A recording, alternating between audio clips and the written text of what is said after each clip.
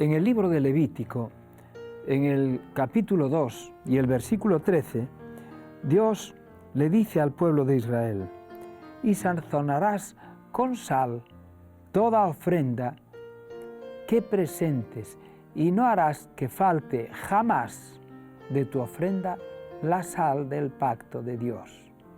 En toda ofrenda tuya ofrecerás sal. La sal era muy importante durante muchos años, fue un elemento importantísimo en el mundo, sobre todo para la preservación de los alimentos. No había sistemas de frío y para conservar algunos alimentos era imprescindible la sal. Los romanos pagaban con sal. En lugar de pagar con monedas, pagaban con sal, que era un bien importante, muy apreciado. De ahí viene la palabra salario. Nosotros hoy tomamos salarios, pero los salarios no tienen nada que ver con la sal, hoy. Entonces sí. Los pactos se hacían con sal también. Había supersticiones en las cuales entraba la sal. La comida es importante, la sal. Los sacerdotes hacían un pacto de sal. Dice en Números, en el capítulo 18, dice: pacto de sal perpetuo para todas las ofrendas elevadas de las cosas santas que los hijos de Israel ofrecieren a Jehová. Las he dado para ti, para tus hijos, se le dice a Aarón, y para tus hijas contigo, por estatuto perpetuo, pacto de sal. Vemos que es muy importante, porque sigue diciendo que este pacto viene de Jehová, para ti y para tu descendencia contigo. Es decir, es un pacto que tiene que ver con Aarón y con todos sus descendientes.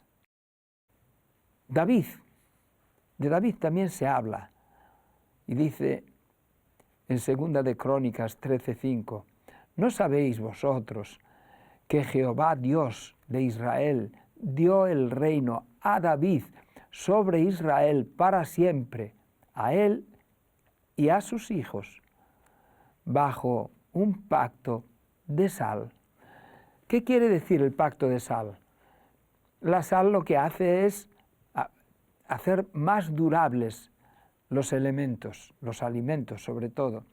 Pero en este caso lo que está diciendo es que el pacto va a hacer que el trono de David sobre sus hijos, al hacerlo con pacto de sal, dice que va a ser un pacto muy, muy duradero. De hecho, claro que es duradero. Su hijo, su descendiente, entre comillas, la simiente, Jesús, es Rey de Reyes, Señor de Señores, por la eternidad. En Ezequiel se nos dice que se salaba a los recién nacidos, se les ponía sal. Creo que en alguna iglesia, cuando se bautiza a los pequeñines, también se les pone algo de sal.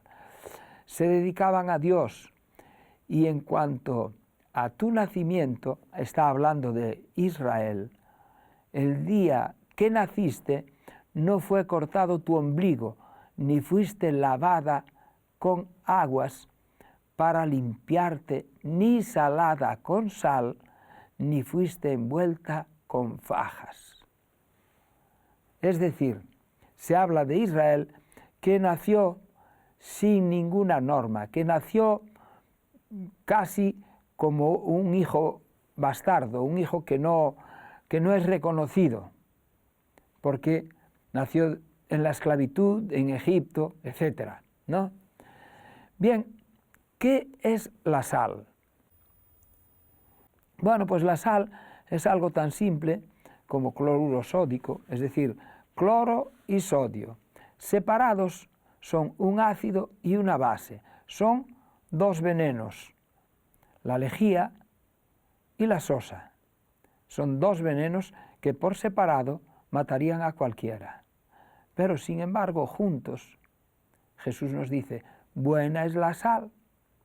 Cuando están juntos es buena, pero si se hace insípida, ¿con qué se sazonará? La arrojan fuera. Es decir, la sal, cuando no sabe a sal, no sirve para nada.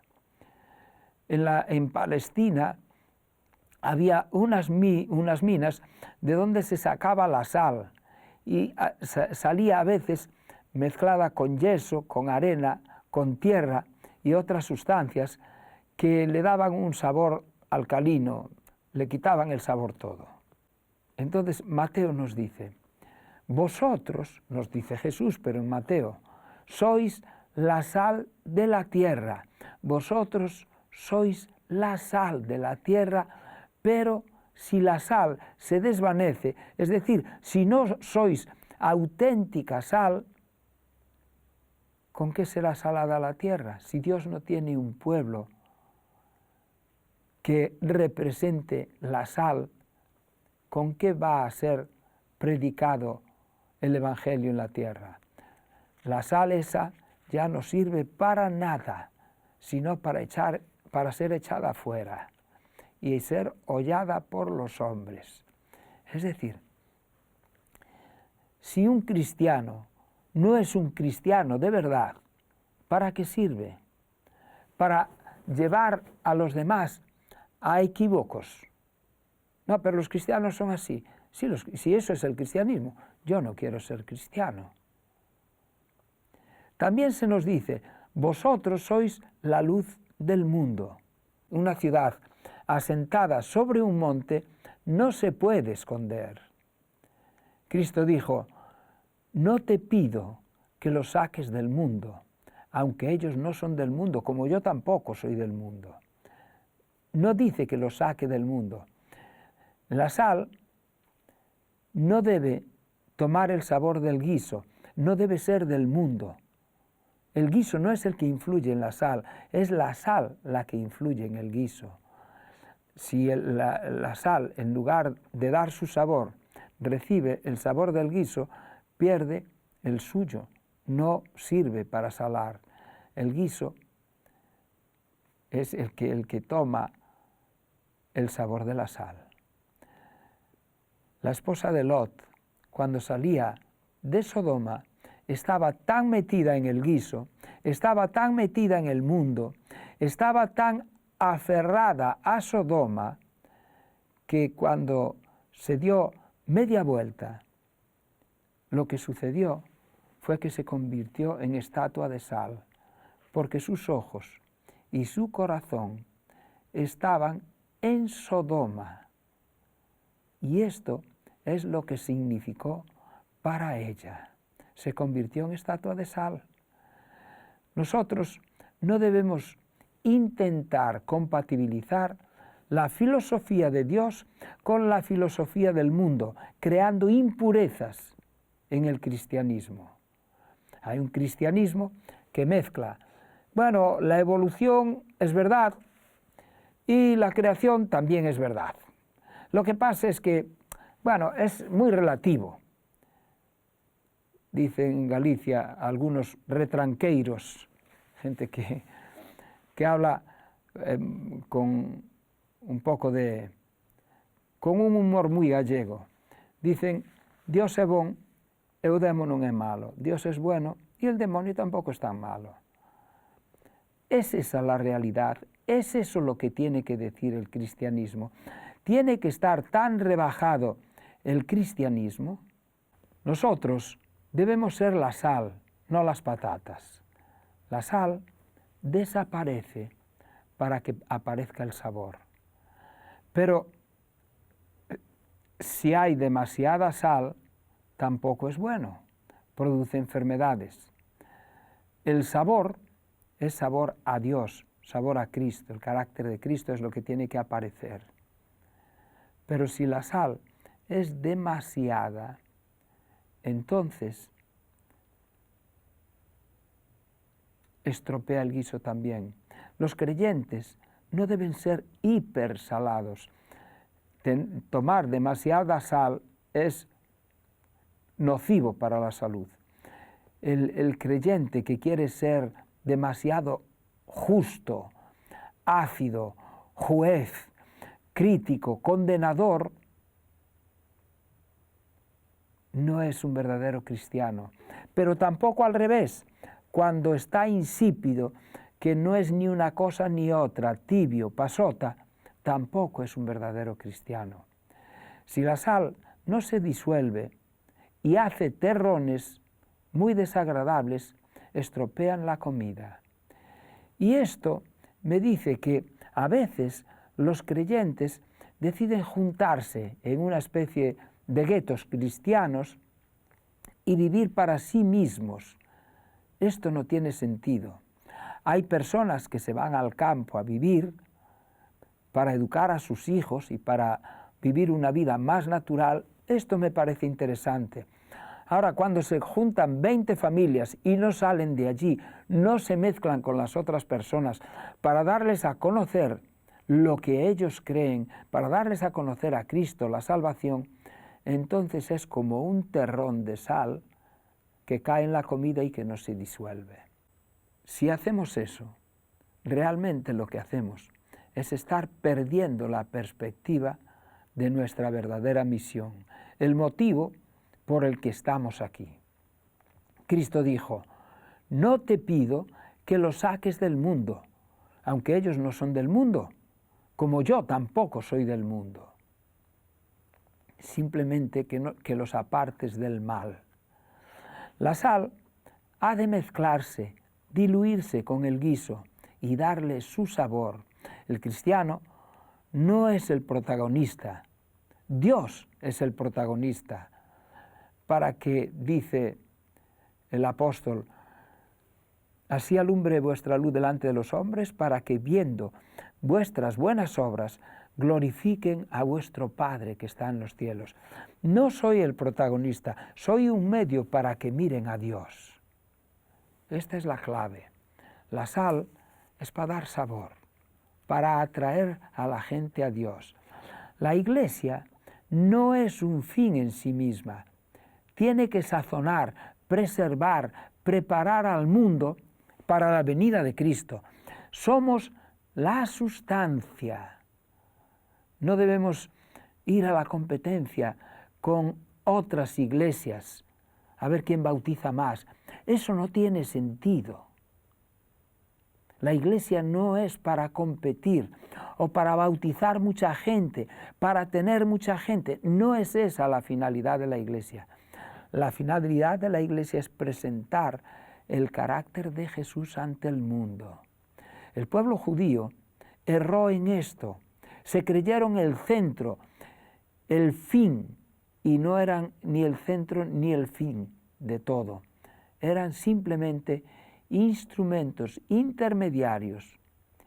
Y muchas veces nosotros también hacemos lo mismo. Nos creemos que esto es el centro, esto es el fin. Si se bautizan muchas personas. No, si se bautizan muchas personas, si se convierten muchas personas, si son salvas muchas personas, pues es para gloria de Dios, única y exclusivamente, no para mostrar que mi iglesia es mejor que la tuya, de ninguna manera. Entonces, si buscamos nuestro protagonismo o nuestro propio ensalzamiento, o busco mis metas, aunque éstas sean bautismos, se me va a notar. No estoy ejerciendo de sal y pierdo el efecto y el sabor y se notará. Es decir, se va a notar que yo soy un vendedor que estoy intentando colocarte algo y no se trata de eso. Si algo quiero colocarte, es colocar en tu vida a Jesús. La razón de ser nuestra, del cristiano, dice mi amigo Antonio, dice, no es triunfar. Yo no estoy en el mundo para triunfar, sino para servir. Y esta frase debiera quedarnos en la cabeza fija. No estoy aquí para triunfar, sino para servir. Hay una canción cristiana que dice, ¿por qué lo hago? Estoy trabajando, voy a dar conciertos, predico, y luego me quedo solo en casa y digo, ¿por qué lo hago? ¿Por qué estoy haciendo todo esto? Debo estudiar con honestidad cuáles son mis motivos. Yo tengo que ser sal, no otra cosa. El que tiene que brillar es Cristo, no yo. En Segunda de Reyes, el profeta Eliseo fue abordado por unos habitantes de Jericó, unos judíos de Jericó, de allí al lado, y le dijeron, mira, tenemos esta agua, pero no hay quien la beba, está muy cerca del mar Salado, y no hay quien beba esta agua es malísima, y nosotros aquí tenemos un gran problema con la sal. Y entonces les dijo Eliseo, traed una vasija y poned en ella sal. Y se la trajeron. Y saliendo él a los manantiales de las aguas, echó dentro la sal y dijo, así ha dicho Jehová, yo sané esta agua y no habrá más muerte en ella, ni enfermedad. Pues bien, hace unos 7 años yo estuve allí, en Jericó, y un taxista, que era palestino, pero era un cristiano bautista, me llevó a este manantial. Y me dijo, mira, este manantial, el hombre estaba un poquito equivocado con respecto al origen, pero él sabía que esa agua había sido transformada por Dios, que le habían echado. Él dijo, le echaron un árbol, no, le echaron sal. La sal transformó lo que era malo en bueno, como el cristiano. Cuando el cristiano llega a alguien que está viviendo una vida de vicio, viviendo una vida de perdición, y el cristiano le habla del amor de Dios, y esa persona, el cristiano es verdadera sal, y esa persona nota el sabor de Dios ahí, y se convierte, es sanada. Donde esté un verdadero cristiano, habrá un espíritu agradable, conciliador, porque su influencia mejora el medio donde está.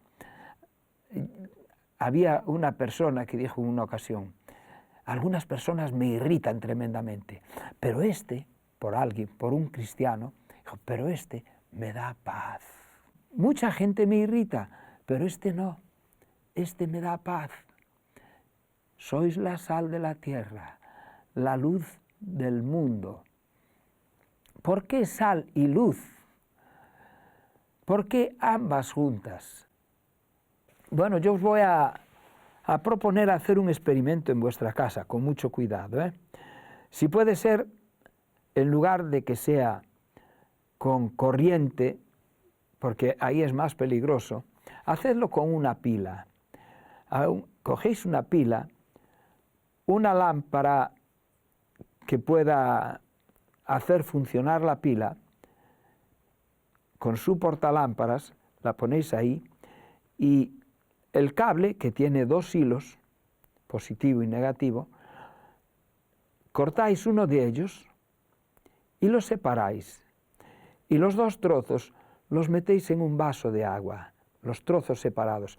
El otro cable lo dejáis aparte, allí está todo junto, pero los 2 trozos rotos metidos dentro del vaso.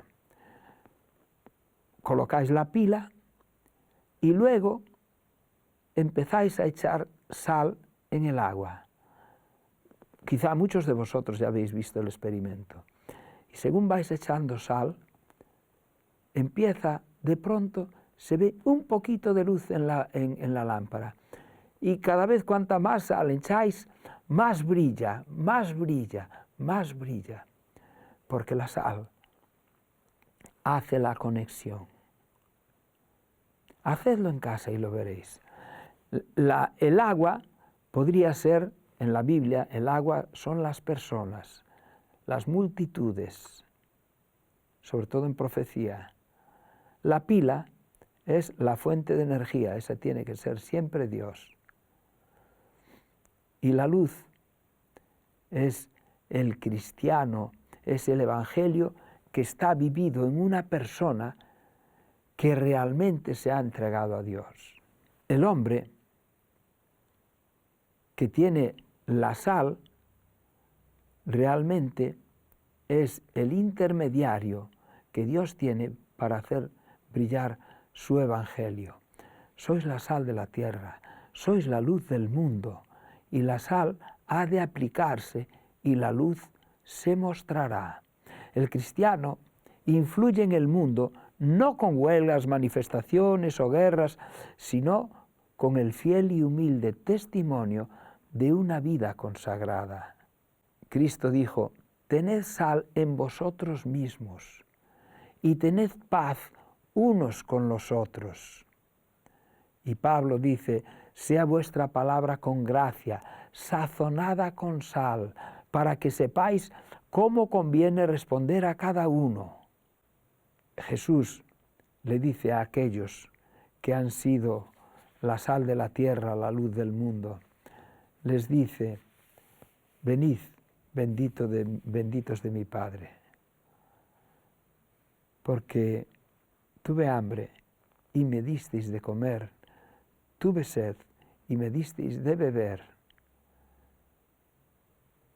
estuve en cama, enfermo y me visitasteis. Pues por eso vosotros habéis sido la sal de la tierra. Me habéis dado de comer, de beber, me ayudasteis. Pero ¿cómo que te ayudamos a ti? Sí, yo era el pobre, yo estaba allí donde está el pobre es mi hijo, lo quiero muchísimo, de una forma muy especial porque está sufriendo. Y el hecho de que tú le fueras a dar algo de comer, que lo ayudaras, o el enfermo, que tú le ayudaras, eres bendito de mi Padre. Has funcionado como verdadera sal. La sal, además, da sed del agua de vida, e invita a ir a la fuente. La fuente es Cristo. Tenemos un llamamiento a ser cristianos auténticos, a no dar un mensaje, un testimonio confuso, tibio, cobarde. ¿Cuánto bien puede hacer una persona? Y yo puedo preguntarme, ¿cuánto bien pude hacer yo y no lo hice? No se enteraron de que yo era sal, o que por lo menos debería haberlo sido. Estuve en medio de mucha gente y pasé desapercibido. Ellos podían tener muchos problemas, muchas necesidades, pero yo no les serví de nada. La gran riqueza de hoy, ¿sabéis cuál es? La mayor necesidad que hoy tiene el mundo es la de cristianos que no se vendan, que no se compren, hombres y mujeres que sean sinceros y honrados en lo más íntimo de sus almas, hombres que no teman llamar al pecado por su nombre, que su conciencia sea tan leal al deber como lo es la brújula al polo, hombres que se mantengan de parte de la justicia, aunque se desplomen los cielos. Esto es lo que más necesita el hombre de hoy. Y el mayor servicio que podemos prestar a Dios y que reflejará permanentemente rayos de luz sobre la senda de otros es ser pacientes, bondadosos, firmes en los principios como una roca, temerosos de Dios. Esto nos hará la sal de la tierra y la luz del mundo. En ese grupo yo quiero estar y yo quiero que tú también estés. Que puedas ser un instrumento de Dios para bendecir en primer lugar tu hogar y después y además a todos los que te rodean y a todas las personas que pueden tratar contigo. Que Dios te bendiga grandemente.